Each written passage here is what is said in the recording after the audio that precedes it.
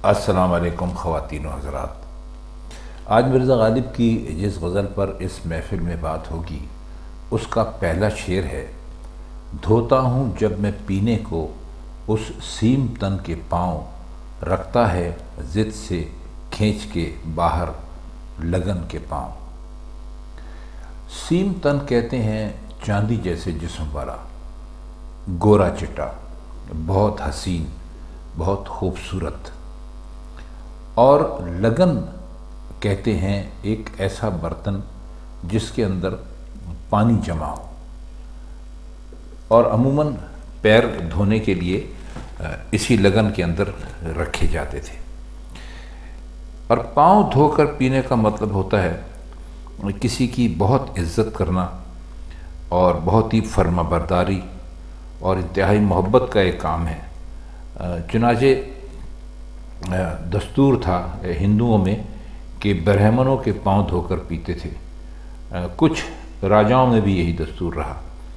یہ ایک مثال بھی ہے، آپ نے سنی ہوگی، جب کسی کی بہت عزت کی جاتی ہے یا کسی کو بہت عزت سے پکارا جاتا ہے یا اس کا کوئی حوالہ دیا جاتا ہے تو کہتے ہیں بھائی کہ فلاں تو اتنا اچھا ہے کہ میرا جی چاہتا ہے کہ میں اس کے پیر دھو کے پیوں۔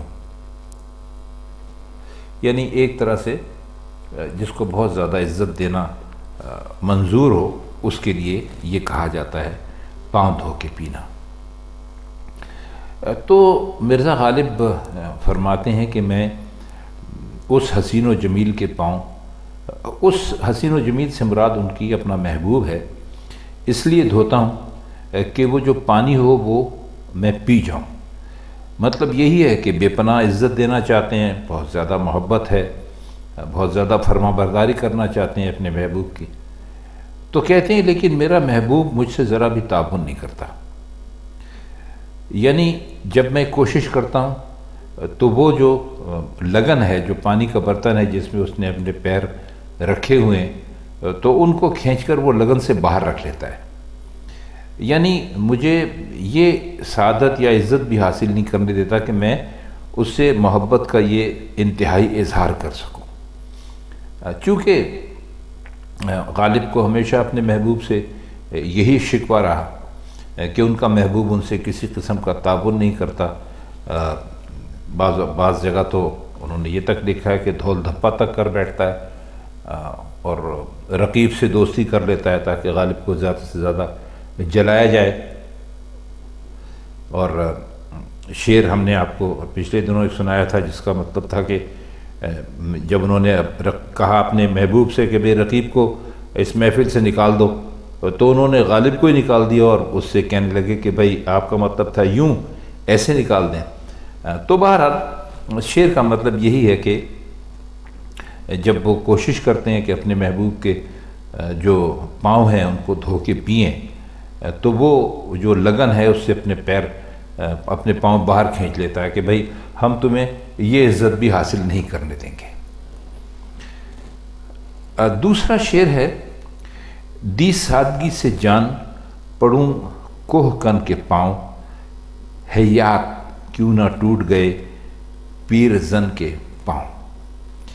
حیات کا مطلب ہوتا ہے، ویسے اس کے اگر آپ لفظی معنی دیکھیں تو اس کا مطلب ہوتا ہے بہت دور، لیکن اردو میں یہ ایک افسوس کے وقت یہ لفظ بولا جاتا ہے، اور ویسے اس کے ایک ٹکڑے یعنی ہاتھ کو پاؤں سے بھی مناسبت ہے۔ اور پاؤں پڑنے کا مطلب ہوتا ہے قدم چومنا، کسی کو بہت زیادہ عزت دینا، کسی کی بہت زیادہ تعظیم اور تکریم کرنا۔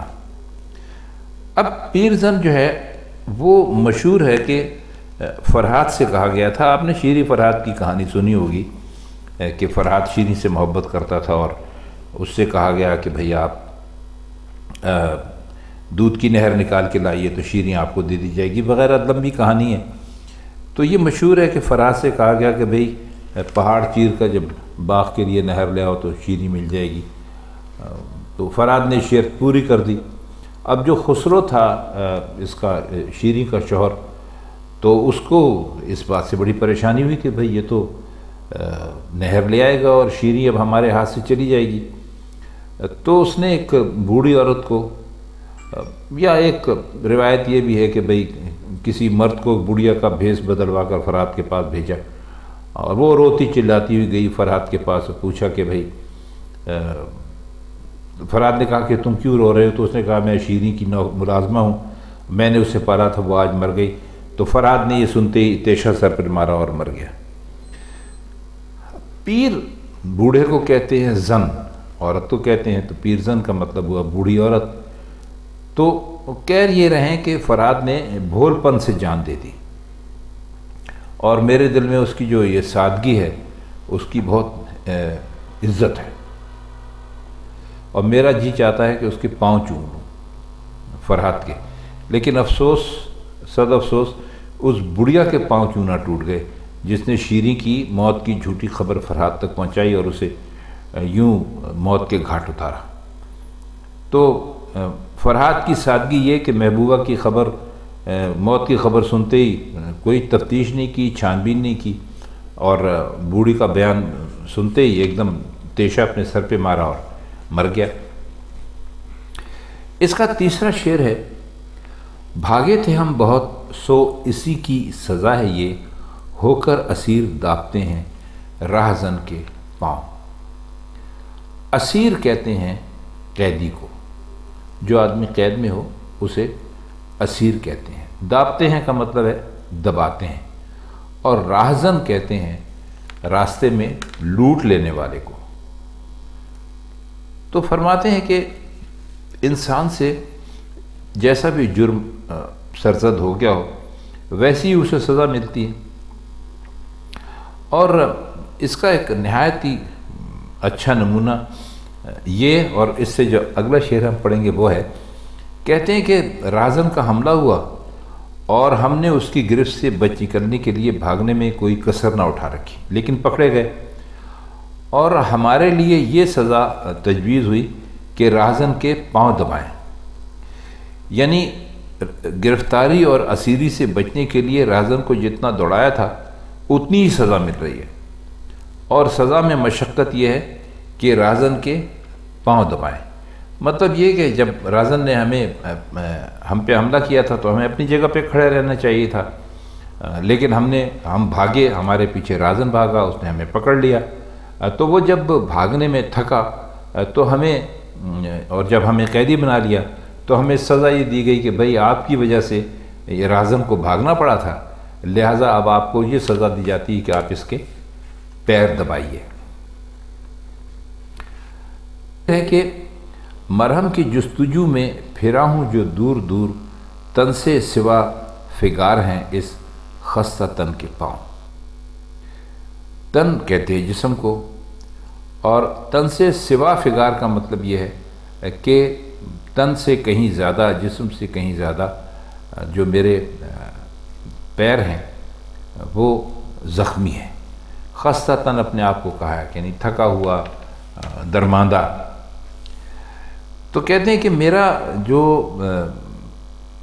بدن تھا وہ زخموں سے چور چور تھا، اور ان زخموں کے لیے مرہم کی تلاش میں مجھے دور دور پھرنا پڑا۔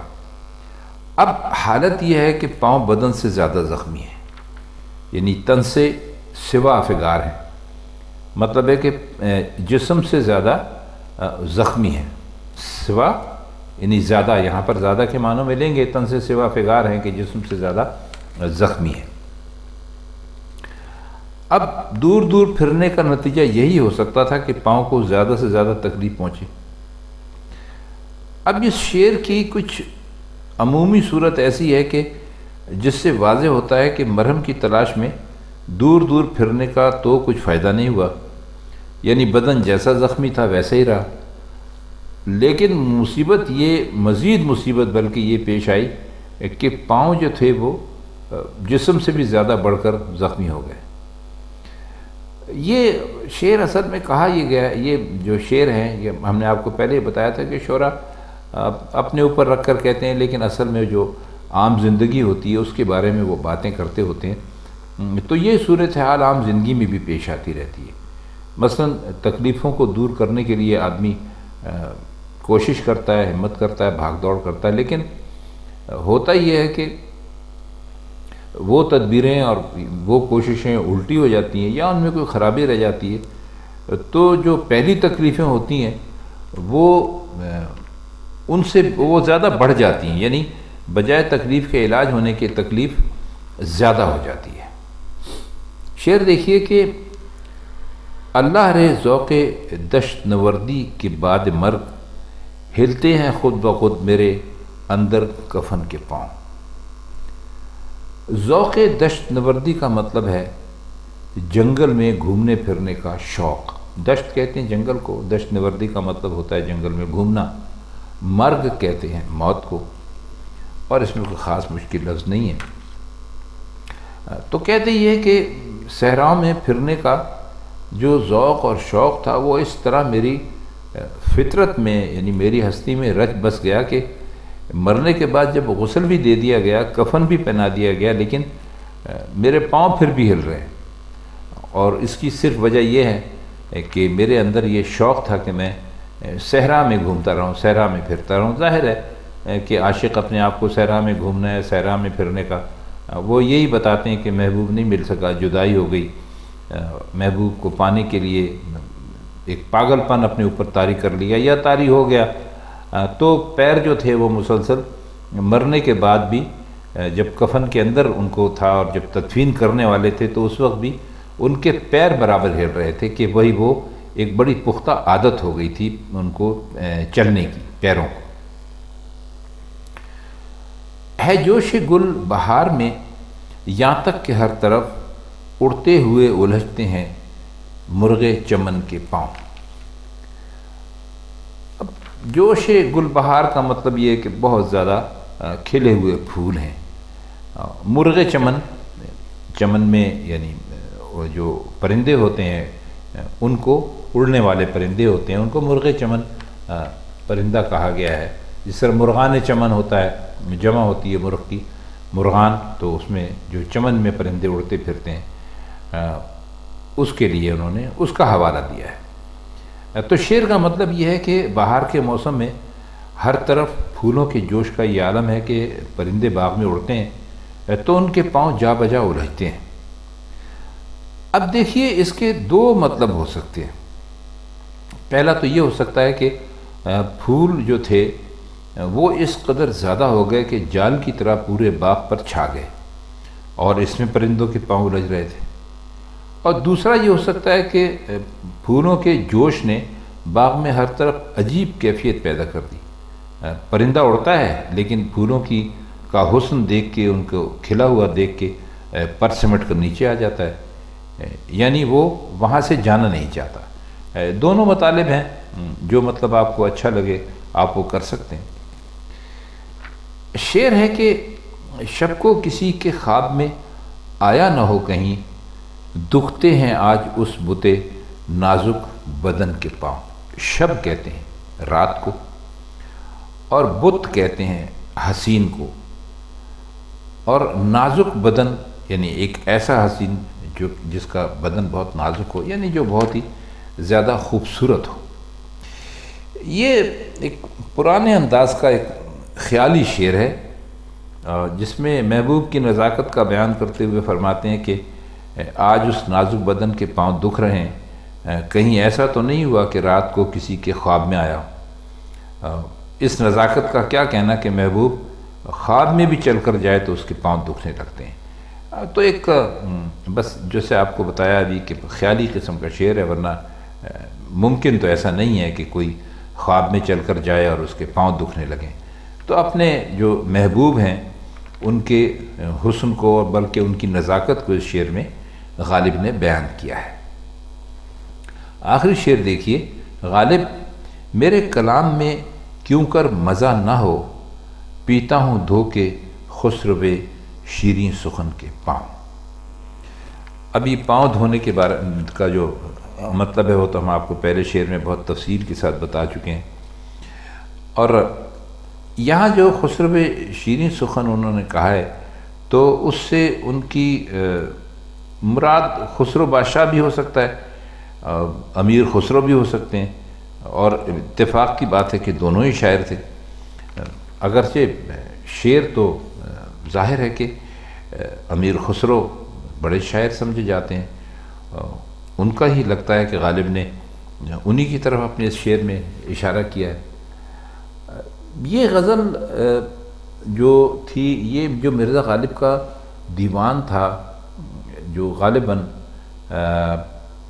1840 کے لگ بھگ چھپا تھا، تو یہ اس زمانے میں مرزا جو تھے وہ انہوں نے ابھی قلعے میں نوکری شروع نہیں کی تھی، تو خیال یہی ہے کہ شاید مرزا نے اس میں امیر خسرو کا ہی ذکر کیا گیا ہے، لیکن یہ بھی کہتے ہیں کہ بھئی ایک اشارہ یہ بھی ہے کہ اس کا اشارہ جو ہے، یعنی ایک سمجھتے ہیں لوگ کہ شاید اس کا اشارہ بہادر شاہ ظفر کی طرف ہو،